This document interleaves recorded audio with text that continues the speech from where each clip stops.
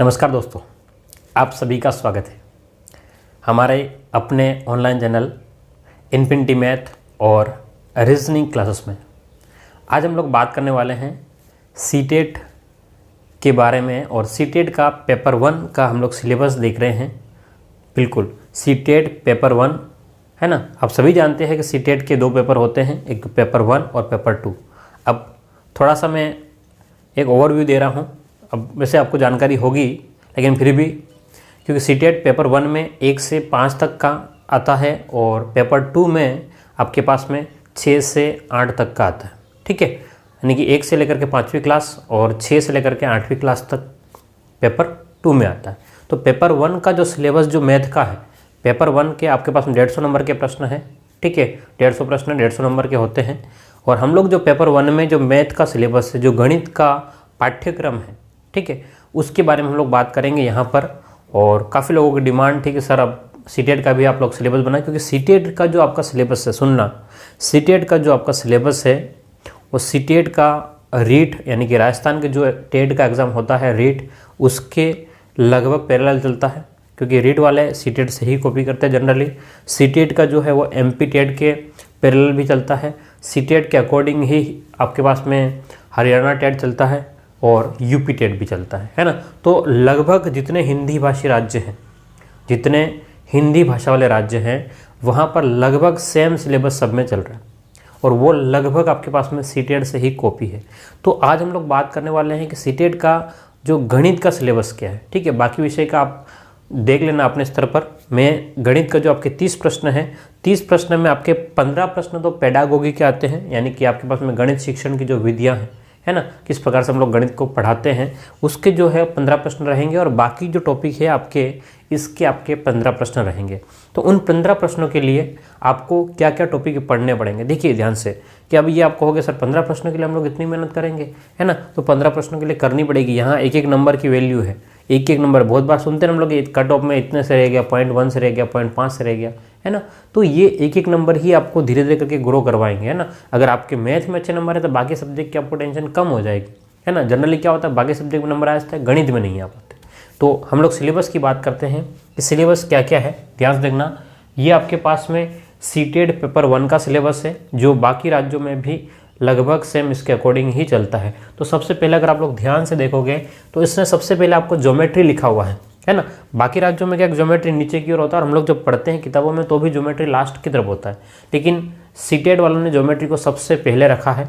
कोई बात नहीं, हमको जिस क्रम में पढ़ना है उसी क्रम में पढ़ेंगे, टेंशन नहीं करना है। तो सबसे पहले आपका ज्योमेट्री है। अब इसमें ज्योमेट्री में उसने क्लियर नहीं किया है कि ज्योमेट्री में क्या क्या आएगा, यानी कि ज्यामिति जो है ना, ज्योमेट्री यानी कि ज्यामिति। तो ज्यामिति में जितनी भी आकृतियाँ बनती है, कौन कौन सी, आयत, वर्ग, त्रिभुज, है ना, वृत्त, आपके पास में जो भी आकृतियाँ बनती है, चतुर्भुज, जो भी आकृतियाँ बनती है, हम इन सभी के बारे में हम लोग स्टडी करेंगे, ताकि हमारा वहाँ से कोई प्रश्न गलत ना हो। पहली बात, ठीक है, किसके बारे में, ज्योमेट्री के बारे में होगा। अब आपके पास में शेप्स एंड स्पेटियल अंडरस्टैंडिंग, मतलब आपके पास में आकृतियों के बारे में आपको समझना है। आकृतियाँ जैसे कि 2D होती है, 3D आकृतियाँ होती है ना, मतलब द्विविम आकृति और त्रिविम आकृतियाँ, है ना। आपको चित्र दे करके भाई कि किसके जैसा दिखाई दे रहा है ना। तो इस टाइप के आपके जो भी प्रश्न रहते हैं वो इसमें शेप्स में आ जाएगा, आकृतियों के बारे में आ जाएगा। क्लियर है।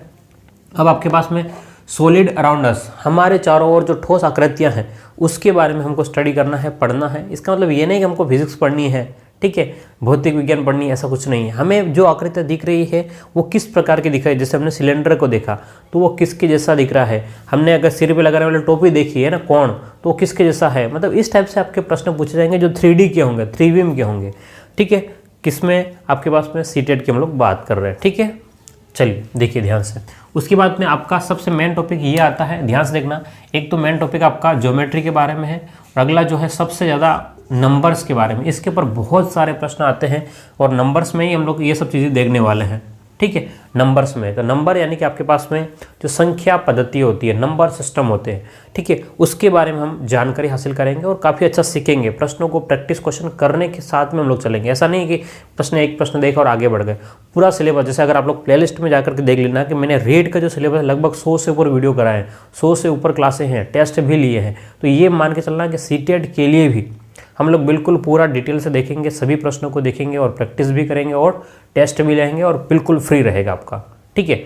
चलिए, तो हमें नंबर्स में क्या पढ़ना है, प्लेस वैल्यू, फेस वैल्यू, ठीक है, मतलब स्थानीय मान, जाति मान, उसके बाद में नंबरों के प्रकार यानी कि आपके पास में प्राकृत संख्या, पूर्ण संख्या, परिमेय संख्या, इन सभी के बारे में, है ना, टाइप्स ऑफ नंबर्स हमको देखना पड़ेगा। उसके बाद में आता है आपका एडिशन एंड सब्सट्रैक्शन, यानी कि आपको जोड़ और घटाव देखना है। अब आप कहोगे हमको जोड़ और घटाव सिखाओगे क्या, है ना, तो बिल्कुल आपको जोड़ और घटाव भी सिखाएंगे, लेकिन अलग तरीके से, प्रश्न इसके अलग टाइप से आते हैं, ठीक है, वो देखेंगे। उसके बाद में आपका मल्टीप्लिकेशन एंड फैक्टर्स, आपके पास में जो फैक्टर जो होता है ना, टुकड़े जो गुणनखंड होते हैं, ठीक है, आपके पास में वो भी देखने हमको, और गुणज देखने हैं। उसके बाद में एलसीएम और एचसीएफ देखने हैं, ठीक है, तो ये सब चीज़ें हमको यहाँ देखनी है। उसके बाद में भाग देखना है, डिवीज़न। उसके बाद में मेजरमेंट्स, मेजरमेंट यानी कि मापन की जो इकाई है, कि भाई अगर भार नापना है तो हम लोग किस में नापेंगे, अगर लंबाई नापनी है तो हम लोग किस में नापेंगे, ठीक है, अगर आयतन नापना है ना, वॉल्यूम, तो उसको हम लोग किस में काउंट करेंगे। तो ये सब जो भी हम लोग देखेंगे वो मेजरमेंट में देखेंगे कि भाई भारतीय पद्धति क्या है, अंतर्राष्ट्रीय पद्धति क्या है, ये सभी बातें किस में हम लोग देखेंगे, मेजरमेंट के बारे में। और उसके बाद में आपका आता है वेट, वेट यानी कि मैंने भार के बारे में आपको बात बताई दी। उसके बाद में आता है टाइम, टाइम को आपके पास में किस प्रकार से टाइम को हम लोग बदलना सीखेंगे। और उसके बाद में वॉल्यूम यानी कि आयतन, ये एक थोड़ा सा बड़ा टॉपिक है आपके पास में।